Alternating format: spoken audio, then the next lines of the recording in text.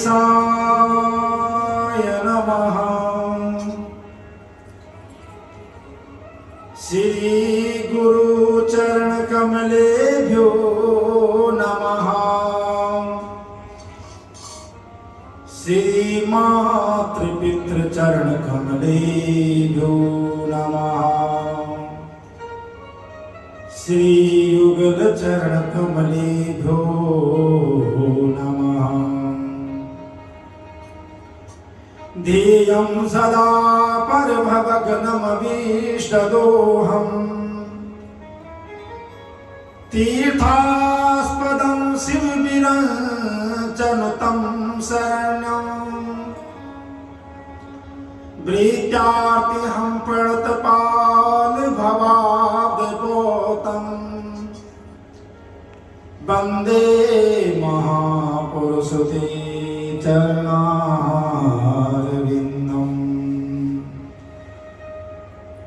करवस्तूलतनं गजेन्द्रवदनं लम्बोदरं सुन्दरम्।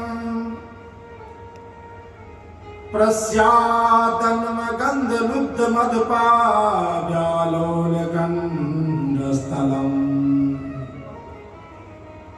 दन्ताघातविधारधाररुधिरे सिन्धूरशोभाकरम्। वन्दे शैलसुतासुतं गणपतिं सिद्धिप्रदं कामदम्। जय जय राधा रमण हरि जय जय नवल किशोर।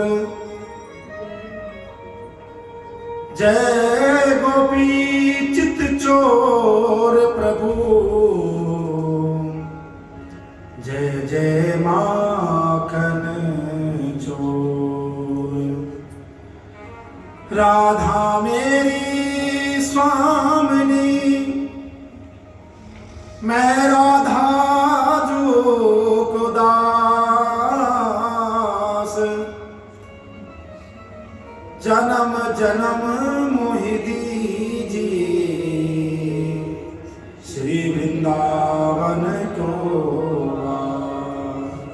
जन्म जन्म दीजिए श्री बरसाना जो को वास।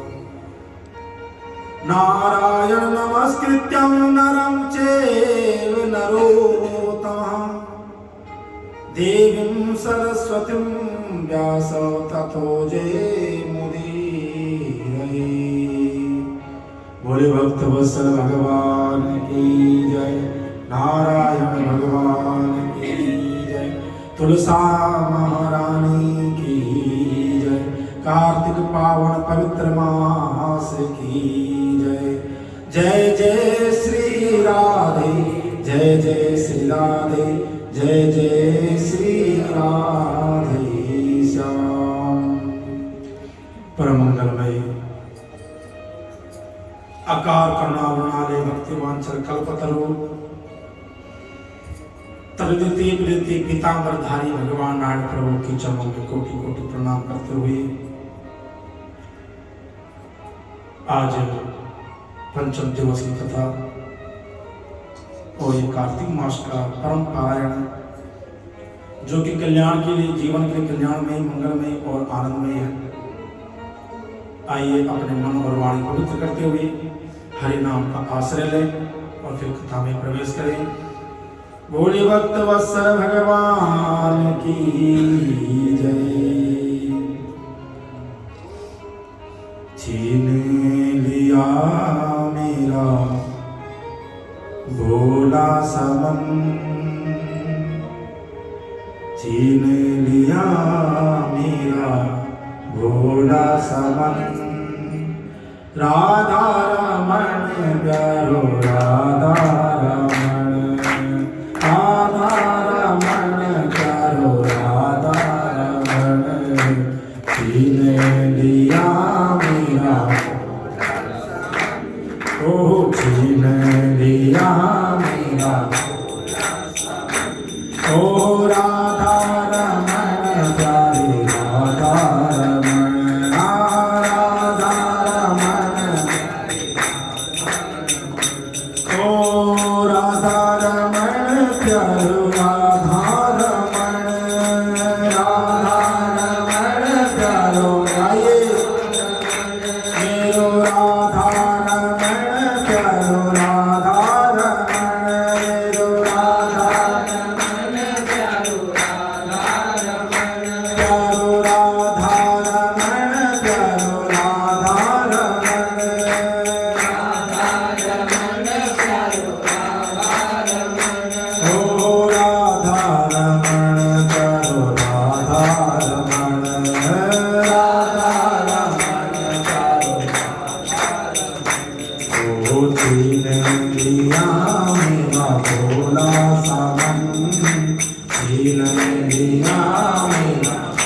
भोला सा मन। राधा रमण प्यारो राधा रमण, राधा रमण प्यारो। ओ गोकुल का काला ब्रज का बसैया, गोकुल का काला ओ गोकुल का काला ओ ब्रज का बसैया, गोकुल का काला ओ ब्रज का बसैया। सखियों का मोहन माँ का कन्हैया, सखियों का मोहन माँ का कन्हैया। भक्तों का जीवन निर्धन का धन, भक्तों का जीवन निर्धन का धन। ओ राधा रमण प्यारो राधा रमण, राधा रमण प्यारो राधा रमण। ओ राधा रमण प्यारो राधा रमण।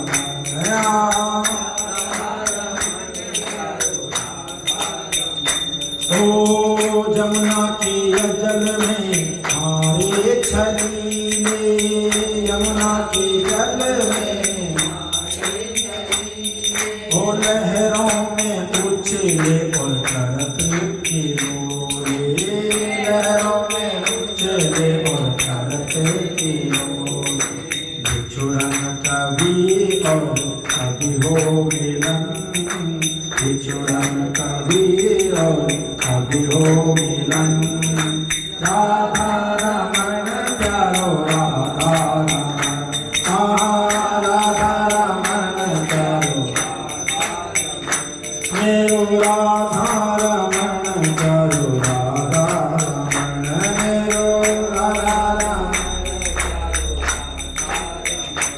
ओ जाकर के देखो मंदिर के अंदर, जाकर के देखो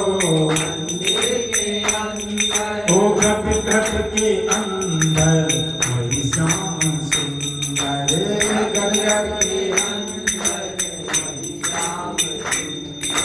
कुंडल हलन और तिरछी नजर, कुंडल हलन और तिरछी नजर। राधा रमण प्यारो राधा रमण, राधा रमण प्यारो।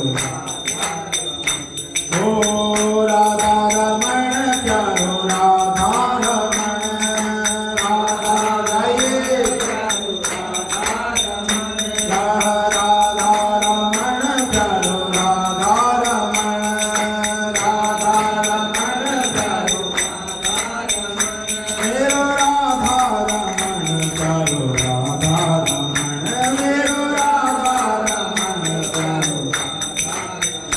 ओ श्रीनंदिया मेरा भोला सा मन, श्रीनंदिया मेरा भोला सा मन। राधा रमण प्यारो राधा रमण, राधा रमण प्यारो राधा रमण, राधा रमण प्यारो राधा रमण। ओ राधा रमण राधा रमण, राधा रमण प्यारो राधा रमण, राधा रमण प्यारो राधा रमण। ओ राधा रमण प्यारो राधा रमण, ओ राधा रमण प्यारो राधा रमण, राधा रमण प्यारो राधा रमण। राधा रमण मेरो राधा रमण, राधा रमण मेरो राधा रमण। ओ राधा रमण मेरो राधा रमण, राधा रमण मेरो राधा रमण। ओ राधा रमण मेरो राधा रमण, राधा रमण मेरो राधा रमण। जय राधा रमण प्यारो राधा रमण, जय राधा रमण प्यारो राधा रमण, जय राधा रमण प्यारो राधा रमण, जय राधा रमण प्यारो राधा रमण, जय राधा रमण जय राधा रमण हरे राधा। बोले राधा रमण लाल की जय, भक्त वत्सल भगवान की जय, सांवरे सरकार की जय। जय जय जय जय जय जय श्री राधे श्याम। बहुत ही सुंदर भाव। प्रातः काल अमृत वेला में अगर हरि नाम संकीर्तन हो जाए तो है ना आनंद ही अलग। हमारे ये शरीर भी चार्ज होता है। गर्मी लग रही है थोड़ी इस जगह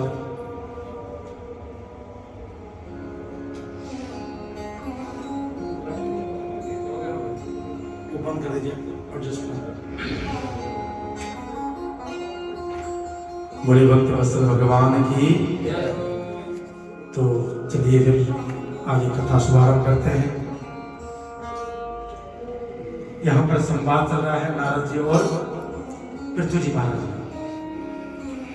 और भगवान श्री कृष्ण और सत्यभामा जी का और सूत जी और सोनकादि 88,000 ऋषियों का और पंडित जी का और बसंत फ्लावर वालों का। कल कथा में भगवान ने बेतों का उद्धार किया, प्रयागराज की महिमा बताई और निरंतर भगवान 4 युगों से सत्युग, त्रेता, द्वापर और कलिका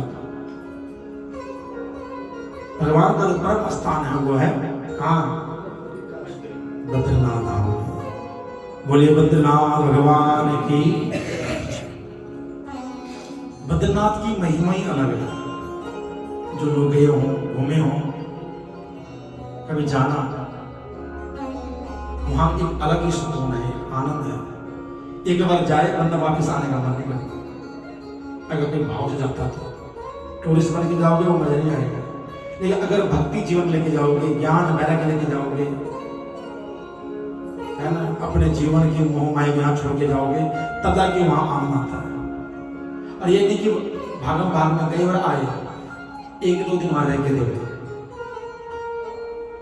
रास्ते में कई चीज पड़ते हैं, 5 प्रयाग है ना, देव प्रयाग, सोन प्रयाग, कर्ण प्रयाग।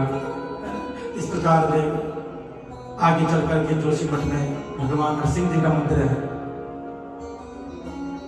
वहाँ प्रातः काल 7 बजे रोज महाअभिषेक होता है और उसी टाइम भगवान नरसिंह जी के दर्शन होते हैं। और टाइम नहीं करवाएंगे आपको, लेकिन उस टाइम वो पूरा स्वरूप दिखाते हैं हाथ उठा के।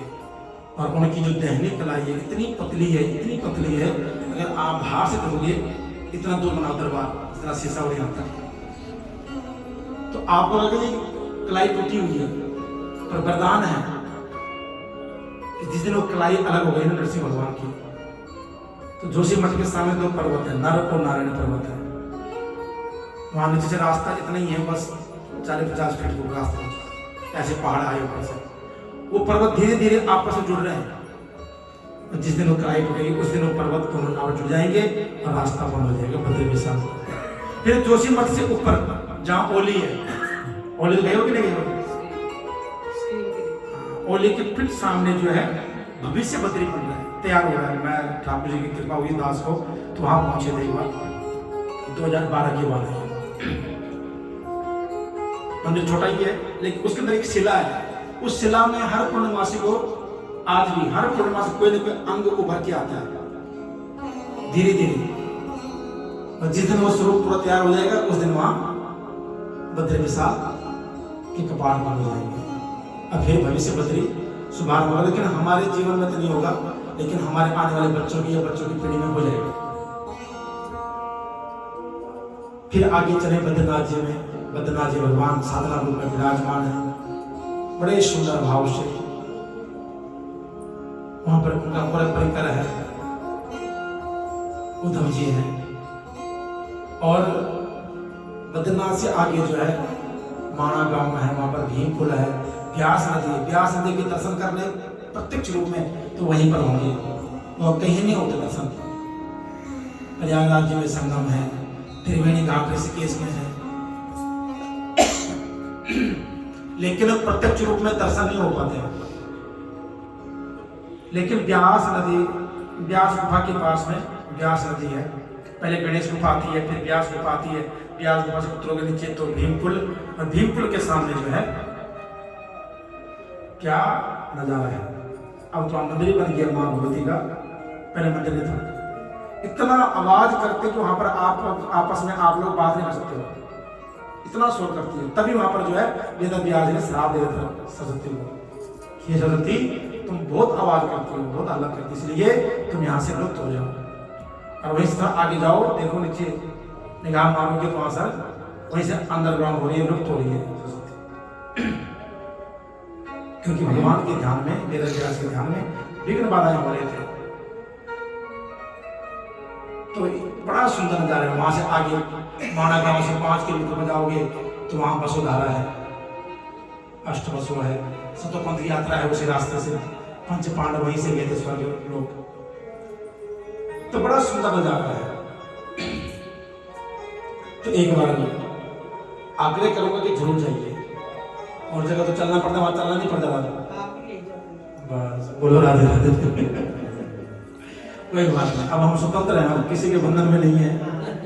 जब बोलोगे कोई बात नहीं है ना, गाड़ी करो यहाँ से तो चल पड़ो। इस साल तो कपाट बंद होने वाले दिवाली में, तो ठाकुर जी चाहा तो कोई अगले साल शुरुआत नहीं बना लो, फिर जिस टाइम मौसम बढ़िया होता है, अप्रैल के टाइम पे बढ़िया बस करो, यहाँ से 2-4 दिन लग ही जाएंगे। अगर पढ़ते हो पढ़ने से अक्षय तृतीया पे घूमते हैं, अक्षय तृतीया पे घूमते हैं भाई। हाँ अच्छी तरीके अप्रैल में आती है अच्छी तरीके।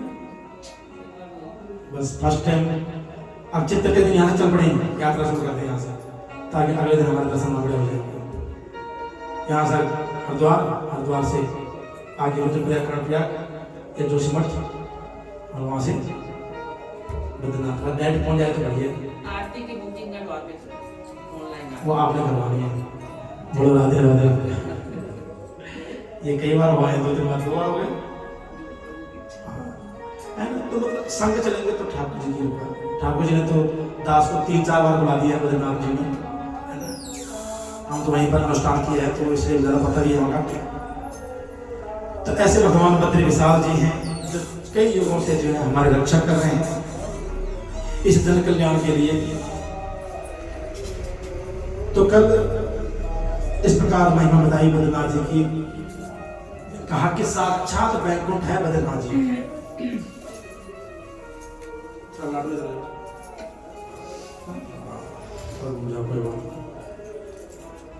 तो आज नारद जी कहते हैं, राजन नाडे दिया वसिष्ठायां रात्र्यां गच्छे जलाशयम् तिलर्भाचते पुष्पैर् गंधादिसेतं सुवे। नारद जी कहते राजन, इस प्रकार में भगवान कार्तिक मास में, माघ मास में जल के अंदर वास करते हैं। समस्त वेद पुराण बीज मंत्र भी जल के अंदर वास करते हैं। राजा पूछते हैं प्रभु कि महफलम त्वया प्रोक्तम मुने कार्तिक माह गयो तयो स्नान विधि सम्यक नियमानपि नो वदः। हे नारद जी, आपने कार्तिक और माघ की बड़ी महिमा बताई है, लेकिन ये बताओ कि उसका नियम क्या है। अब ध्यान से सुनना, कथा तो हम सुन रहे हैं, अध्ययन भी कर रहे हैं, लेकिन उसकी महिमा क्या, नियम क्या है। इस कार्तिक मास में, माघ मास में संपूर्ण फल लेने का नियम क्या है। कहा कि उन दोनों नियमों में हमें बताइए, माघ मास का भी और कार्तिक मास का भी, उनकी उद्यापन विधि कैसे है। तब नारद जी कहते हैं कि तम विष्णुर संभूतो ना ज्ञातम व्यते तवा तथापि वर्ता सम्यक नियमानपि विहिष्णो। हे राजा,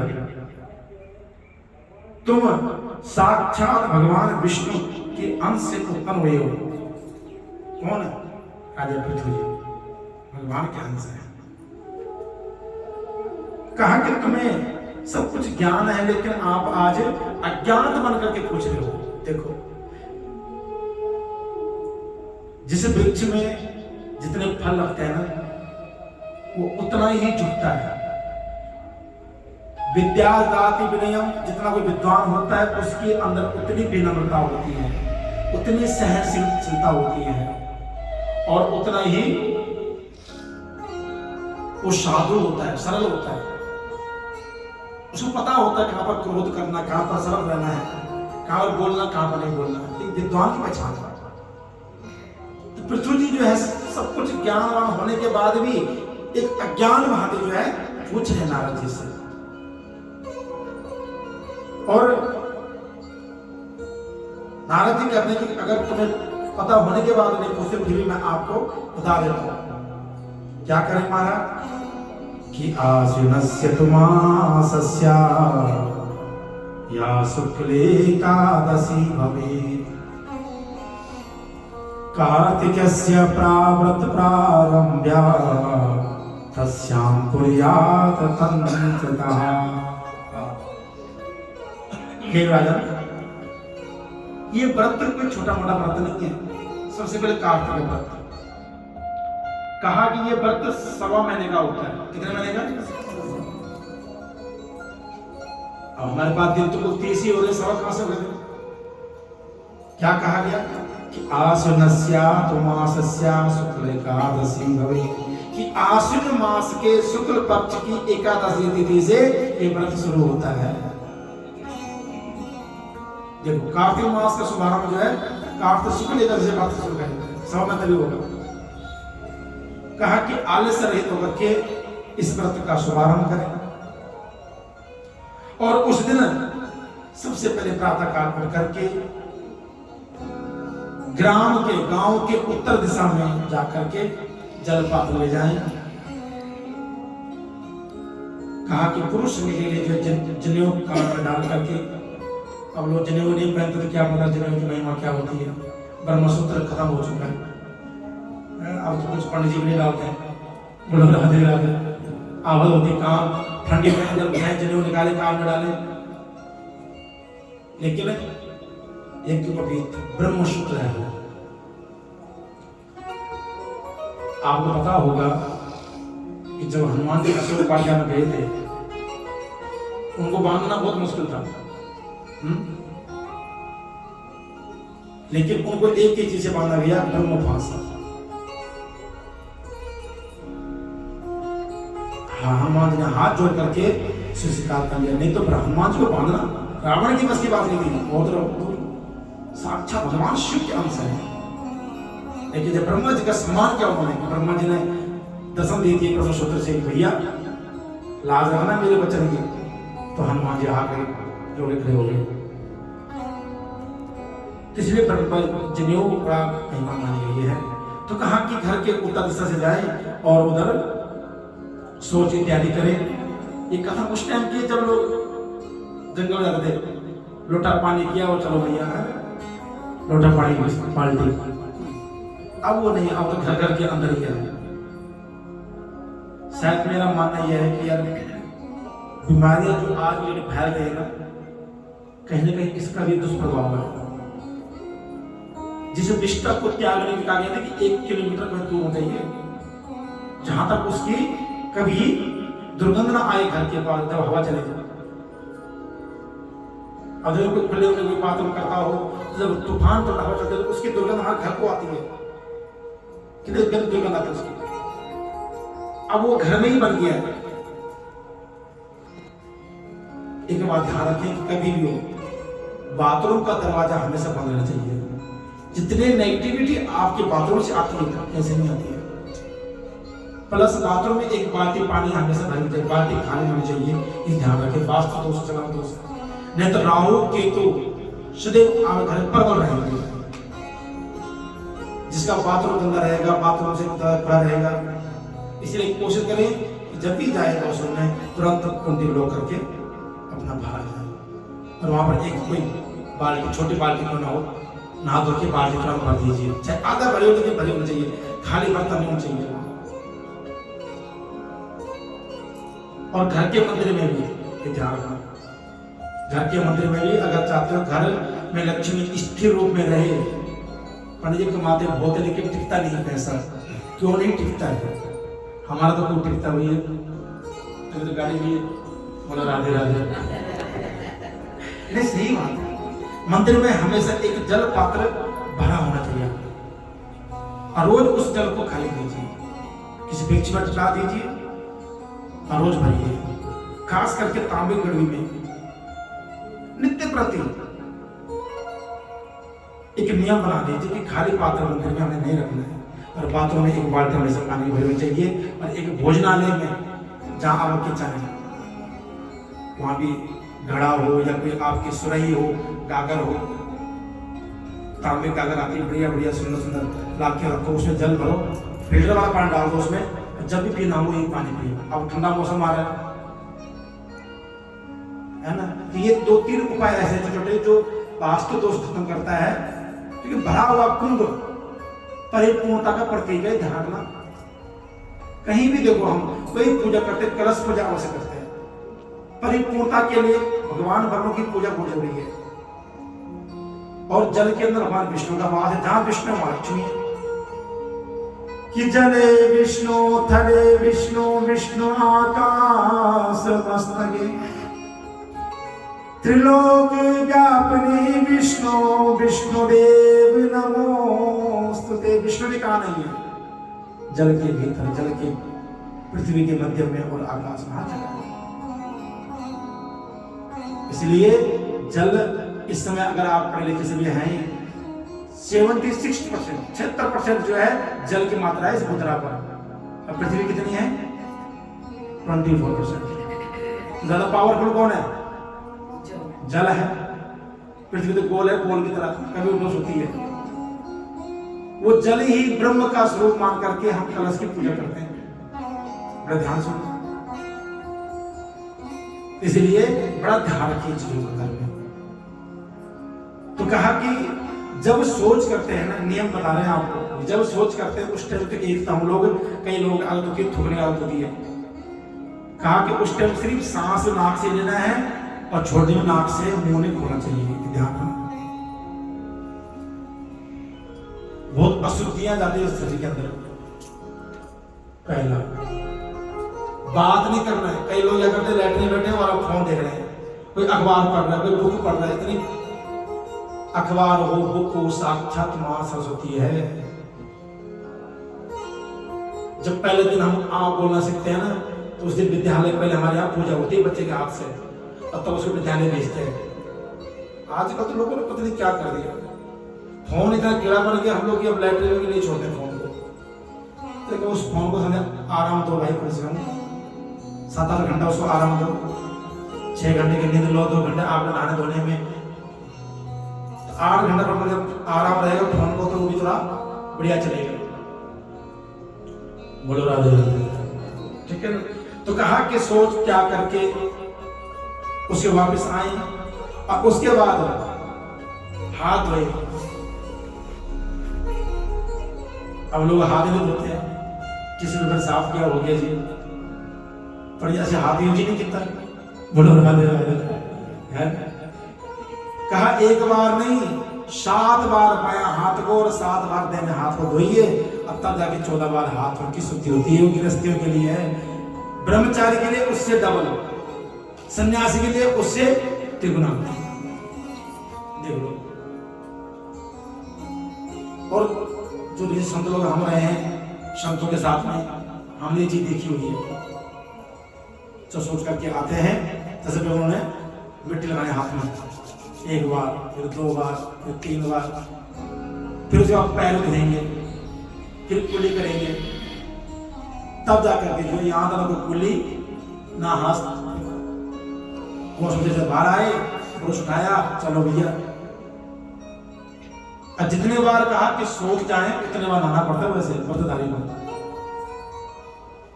हमें तो लगा लो जब से 2 गुरुकुल में आए 2000 में, आज तक पता नहीं है लेकिन जब से जनेऊ धारण किया और गुरुकुल दीक्षा लिए तब से तो आज तक भी, चाहे ठंड हो चाहे गर्मी, कहीं पेट खराब हो जाए ना तो जितने बाहर जाना भैया नहा के निकलना बाहर, ये विधि है हमारे लिए खास करके। तब तक तो खाना खाना भी ऐसे रहता है जैसे कुछ लगा हुआ शरीर पे, है ना। तो ये व्रत वाले के नियम है। कहा कि उसके बाद दांतुन करें। दंत धावन के नियम बताया गया कि दंत धावन कैसे होना चाहिए। अब आजकल पेस्ट हो गया, पुरुष हो गया, लेकिन जो लोग दांतों तोड़ के करते हैं उनके लिए बताया गया है कि आयुर्बलम यशोवर्चा प्रज्ञा पशु पशु निचा ब्रह्म प्रज्ञात वेदाचा तन्नो दी वनस्पति।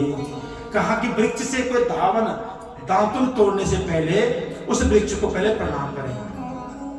ध्यान रखना, अगर हम ये फूल तोड़ते हैं ना, इस फूल को तोड़ने से पहले उनको प्रणाम जरूर करेंगे। वृक्ष भी जीवात्मा है, उसके अंदर ही प्राण है, ठीक है ना। कोई भी पेड़ पौधे चाहे फूल का हो, तुलसी मैया भी है, अलग अलग वृक्ष के मंत्र भी दिए हुए नित्य क्रम में। तुलसी के दिए हुए, बेलपत्र के दिए हुए, पुष्प तोड़ने के दिए हुए। नहीं आता हमें मंत्र, प्रभु आपका प्रयोग कर रहा हूं, मुझे माफ करना, क्षमा करना, उनको प्रणाम कीजिए और तोड़ लीजिए। और क्या कहना है कि हे परमात्मा मुझे आयु की वृद्धि हो, शरीर का बल बढ़े, यश बढ़े, तेज बढ़े, संतति की प्राप्ति हो, द्रव्य की प्राप्ति हो। इस भाव से प्रार्थना करें वृक्ष से, और शरीर का तेज बढ़ेगा। क्योंकि जो वनस्पति है ना, अब देखो ना, जितने दांत खराब आज की डेट में हो रहे हैं, पहले होते थे क्या? सच बोल रहा हूं, हमारे पापा 80 साल के अभी भी जड़ी बूटी दांत करते हैं, कहते थे बेकार है। एक बार यहाँ करवा देता मैंने, मेरे को काटने हो गए थे, फिर लाया घंटा घर से उठा गया, कटे हुए दांत मिलते हैं, घंटा घर मिलते हैं नीम वाले, वो ला के रखे, रात में पानी भिगो दे, सुबह से भिगो दे, क्योंकि सुस्त जाते ना, तो रात में पानी भिगो दे डंडी, सुबह वो कच्ची हो जाती है, उसको बढ़िया करो, चाहे 7 साल की पुरानी क्यों ना हो, दांत ठस से मसने होंगे। क्योंकि वनस्पति में वो पावर है, वो ताकत है। आज पता क्या क्या मिलाते हैं, बस खाली ऐड देते हैं, नमक मिला हुआ है, जिसमें ये मिला हुआ है, चांदी जैसे चमकेगा तुम्हारे, कुछ चमकते हो। उससे बड़े घर में हमारे देवी जी ने घर में नमक और हल्दी और तेल रखा डब्बी में, बच्चों को वो खुद उसी से करती है रोज। अब बढ़िया क्या फर्स्ट क्लास, कोई दांतों की कीड़ा नहीं, कुछ नहीं।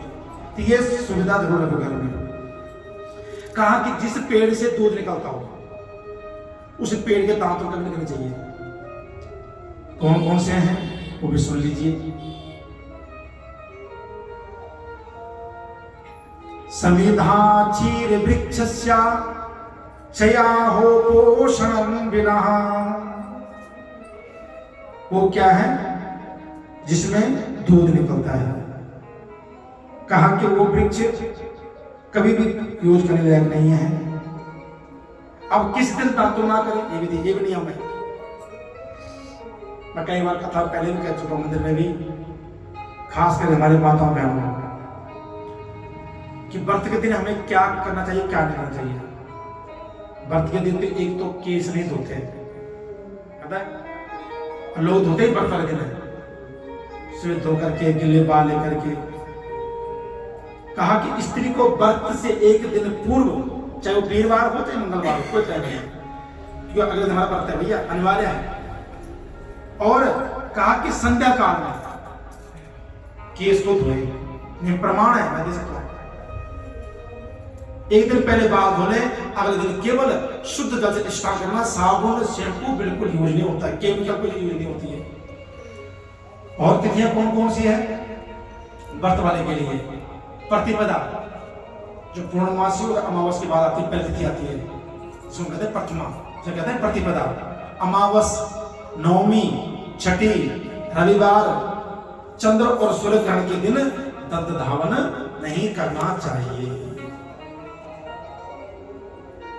और जिस वृक्ष पे कांटे लगे हो, कपास, सालू, पीपल, बड़, अरण्य, दुर्गंध वाले वृक्ष से की डंडी से दांतन साफ नहीं करने चाहिए।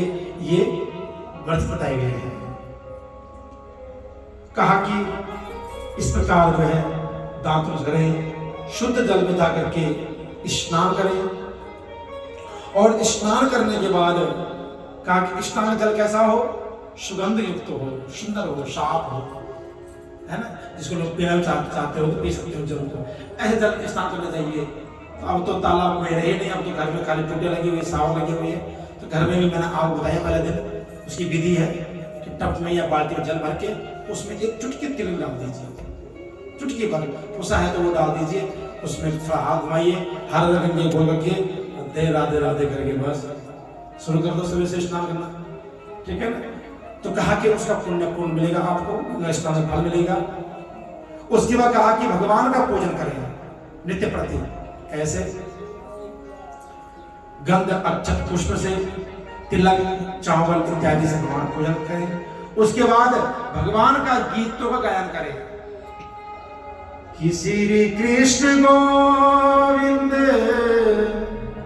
हरे मुरारी, हे नाथ नारायण वासुदेवा। श्री कृष्ण गोविंद हरे मुरारी, हे नाथ नारायण वासुदेवा, हे नाथ नारायण वासुदेवा, हे नाथ नारायण वासुदेवा। देहांत काले तुम सामने हो, बंसी बजाते मन को लुभाते, गाता यही मैं तन नाथ त्यागूं, हे नाथ नारायण वासुदेवा। इस भाव से भगवान का भजन, भगवान के गुणानुवाद करें। व्रत के दिन कोई फालतू बातें नहीं, संसारी बातें नहीं, अड़ोसी पड़ोसी बातें नहीं, किसी की निंदा नहीं। कोशिश हो कि अधिक से अधिक टाइम हमारे मुख पर ठाकुर जी का नाम रहे, प्रभु का गुणानुवाद हम करते रहे। उसके बाद कहा कि भगवान का गुणानुवाद करके रात्रि को जागरण करें, और जागरण करने वाले को, गायन करने वाले को, जो नाचने वाले उनको कहा कि श्रद्धा युक्त दक्षिणा प्रदान करके, पत्र पुष्प फल दे करके उनको जो है वहां से विदा करें। फिर कहा कि नित्य प्रति कार्तिक मास की कथा श्रवण करें। कहा कि जिसको बड़े बड़े योग्य लोग सुनते हैं, क्योंकि भगवान विष्णु कहते हैं कि मैं कि ना हम बसामि वैकुंठे न योगिना हृदये न चा, मद्भक्ता यत्र गायन्ते तत्र तिष्ठामि नारदा। भगवान कह रहे हैं कि मैं ना वैकुंठ में विराजता हूं, ना योगी के हृदय में, केवल जहां भक्त लोग मेरा गायन करते हैं, मेरा भजन करते हैं, मैं वहीं विराजमान होता हूं। इसलिए ठाकुर की बड़ी कृपा है, इस भूमि का भी कोई दोष का भी खत्म हो गया, जहां पर ठाकुर जी की महिमा गाई जा रही है, कथा हो रही है। कार्तिक मास ये भी तीर्थ बन गया। बोलो राधे राधे। जहां पर तुलसी मैया आ जाए, भगवान की कथा हो, वो भी किसी प्रयागराज से कम नहीं है, कोई तीर्थ से कम नहीं है। कहा कि मेरे पुराण की कथा सुने और भक्तों का ज्ञान सुनकर, जो मूढ़ प्राणी निंदा करते हैं, ध्यान सुनना कि जो कथा सुनने के बाद उस कथा की निंदा करता हो या तो कथाकार की निंदा करता हो, कहा कि वो मेरा भी द्वेषी होगा। संसार द्वेषी होगा, लेकिन वो मेरा परम द्वेषी होगा, क्योंकि भगवान की कथा पे शंका करना, दोषारोपण करना सबसे बड़ा दोष है। क्योंकि धर्म ग्रंथ और कथावाचक व्यास कहा कि साक्षात गुरु है, और गुरु पे डाउट करना दोष है। जैसे क्या है, हमारी माँ है, पिता है, गुरु है। ये भी पहले गुरु माँ तो है, दूसरी पिता। और इन पे डाउट करना, संख्या करना, इन पे कोई उंगली उठाना सबसे बड़ा दोष है। इसलिए कहा कि वो मेरा सबसे बड़ा दोषी होगा। और कहा कि भगवान विष्णु की पूजा नित्य प्रति करें। कथा पूर्ण संपूर्ण सुन करके कहा कि अंत में व्यास का पूजन करें, जो कथा सुनाता उसका तिलक अक्षत पुष्पमाला से और उनके मान सम्मान के साथ उनका पूजन करके उनको विदा करें। कहा कि गुड़हल, कुंद, सिरस, जूही, चमेली, केतकी के फूलों से शिव जी की पूजा नहीं करते हैं। लक्ष्मी की इच्छा रखने वाले ध्यान रखना, जिनको चाहिए कि हमें लक्ष्मी मिले घर में, तो कभी गणेश जी को तुलसी मचरावा नहीं है। तुलसी गणेश जी को परिचित है। माँ भगवती दुर्गा को दुर्बा, हरी घास होती है, दुब घास, वो परिचित है। और अगस्त्य के फूल भगवान सूर्य को नहीं चढ़ते और बेलपत्र नहीं चढ़ते सूर्य भगवान को। ये कुछ चीज आप लोगों को याद रखना चाहिए, ठीक है जी। कहा कि पूजा में जिन देवताओं के लिए जो पुष्प बना हुआ है, अगर उस पुष्प से उनकी पूजा हो जाए तो क्या बात है, जय जयकार हो जाएगी। और हमारे पंजाब में कहीं भी जाएंगे, आलू सर्वदा साग मक्के रोटी ढूंढ लेते हैं, ब्रेक कड़ी चावल खा दे या राजमा चावल खा दे, चावल छोले, हाँ चावल छोले, छोले पूरी। यहाँ तक कि श्राद्धों में पितरों को भी घायल कर रखा है, पितर के नाम नाम पंडित जी भी घायल करते छोले पूरी देख के। इतने सात साल में यही हो गए इस बसंत में कि थक गए भैया कि पितर श्राद्ध में छोले ना पंडित जी ऐसे कभी नहीं बनाए आलू के पनीर में फैट बढ़ जाता है। चलो आपका भाव है जो मर्जी खिलाइए, लेकिन कुछ चीज ऐसे हैं, छोले हो गई, मसूर की दाल हो गई, माँ की दाल हो गई, बैंगन हो गया, मशरूम हो गया और चुकंदर हो गया, इन चीजों का कि श्राद्ध के दिनों में बिल्कुल भी यूज नहीं करना चाहिए। ये नहीं कि ब्राह्मण के लिए, आप लोग भी उन दिनों ये चीजें ना खाएं, प्याज लहसुन तो दूर की बात है ना। जिस दिन पंडित जी आए उस दिन भाई साहब और अगले दिन से फिर शुरू हो गए। कोशिश करें कि नवरात्रों में, श्राद्धों में प्याज लहसुन इन चीजों का प्रयोग ना करें, सात्विक भोजन करें, बाहर के भोजन आए, फिर देखना शरीर के आमदा होता है। कई लोग कहते हैं भूख लगती है, नवरात्रि 9 दिन भूख मत रखो आप, उसके बाद ऐसी भूख लगती है 10-12 दिन तक ना पूछो। जितने बार खाओ उतनी बार कमी है, हम खुद प्रैक्टिकल करके देखें, क्योंकि मशीन को आराम मिलता है। इसलिए तो शास्त्र कहते हैं कि अगर कुछ नहीं है, पहले तो महीने में 1 दिन, पहले तो महीने में 4 दिन व्रत रखो, हफ्ते में 1 दिन 1 व्रत, बहुत जरूरी है। नहीं तो महीने में 2 रख लो, तो एकादशी आती है और बढ़िया, 10 में तो 1 टाइम, एकादशी को पूरा निराहार और उसके बाद द्वादशी को 1 टाइम।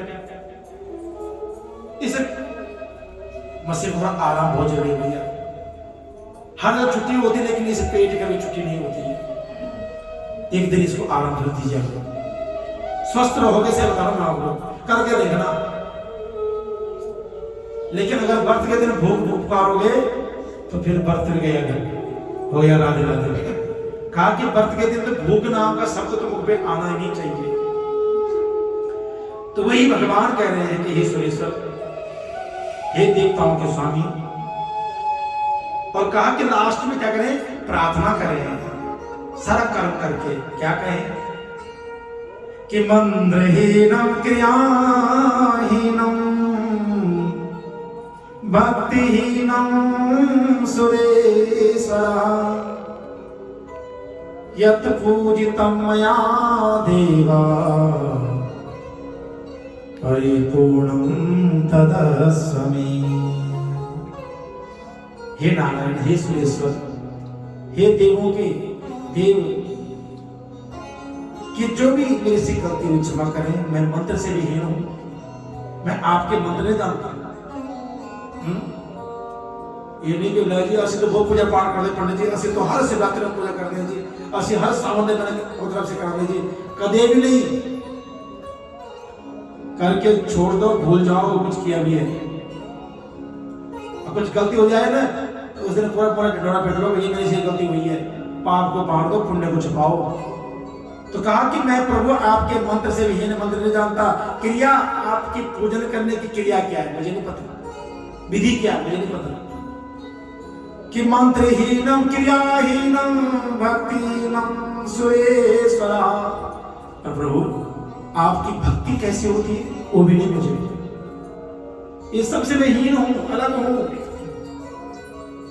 कि यत् पूजितम मया देवा परिपूर्णम तदस्वमे, और जिस तरह मैंने पूजन किया हो या करूं उसका परिपूर्ण फल हमें प्राप्त हो। इस भाव से कहा कि कार्तिक मास का नियम करें, तब जाके तो कोई भी व्रत हो उसकी विधि यही है ना। तो इस भाव से आप इस महीने की जो व्रत है, इसमें त्योहार इतने हैं कि ना पूछो, करवा चौथ गया, फिर अष्टमी आ गई, फिर धनतेरस आ गया, फिर दिवाली आ गई। अच्छा एक चीज और सुन लीजिए, आपके आसपास भी कई लोग विवाद में पड़े हुए हैं कि दिवाली कब मनाएं हैं? भैया सबसे पहले तो मुख्य रूप से सुन लीजिए, दिवाली 1 तारीख को ही मनाई जाएगी,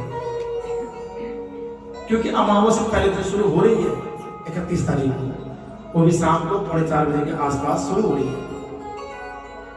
अगले दिन जा रही है सूर्य अस्त के बाद तक। सूर्य अस्त हो रहा हमारा 5:30 बजे के लगभग, और अमावस्या खत्म हो रही है 6 बज के कुछ मिनट। तो शास्त्र प्रमाण है कि जब अमावस्या तिथि प्रदोष काल व्यापनी हो, संध्या काल व्यापनी हो और सूर्य अस्त के बाद खत्म हो रही हो, तो वो तिथि ही लेनी चाहिए और उसी दिन दिवाली मनानी चाहिए। लक्ष्मी पूजन दिवाली को जो लिया है उस दिन कीजिए। पितरों का सुबह कर लीजिए, या पहले कर लो पितरों का, लेकिन वो 3 बजे शुरू होगी, इसलिए सुबह शुरू होगा पितरों का, और सायंकाल में अपना दिवाली का पूजन इत्यादि करें। इसलिए जो भी आपके आसपास है उनको सभी को बोल दो भैया कि दिवाली 1 तारीख को मनाई जाएगी। वैसे मैं आज मैसेज डालूंगा सारे ग्रुपों में भी और सबको सोशल मीडिया में बहुत फोन आ रहे हैं कल से, तो इसलिए ध्यान रखिए 1 तारीख को। तो भगवान कह रहे हैं कि जो मनुष्य कार्तिक की रात्रि में, कार्तिक के दिनों में इस प्रकार कथा श्रवण करता है, नियम करता है और जागरण करता है, ध्यान रखना जागरण का बड़ा महत्व है। तो कहा कि वह साक्षात मेरा स्वरूप लेकर के पाप रहित होकर के सीधा वैकुंठ की प्राप्ति होती है। भोले भक्त वत्सल भगवान की जय, नारायण भगवान की जय। तो आज बताइए विराम देंगे, कल फिर आपको ले चलेंगे नए अध्याय में, क्योंकि इसमें विधि बहुत ज्यादा है, कार्तिक महीने में नियम बहुत ज्यादा है। तो आइए समय भी हो गया है, तो आरती करें। बोले राधा रमण लाल की जय, राधे राधे गोविंद गोविंद राधे, राधे राधे गोविंद गोविंद, राधे राधे गोपाल, राधे गोविंद, राधे राधे गोपाल राधे, हे राधे राधे गोविंद गोविंद राधे, राधे राधे। बोले राधा रमण सरकार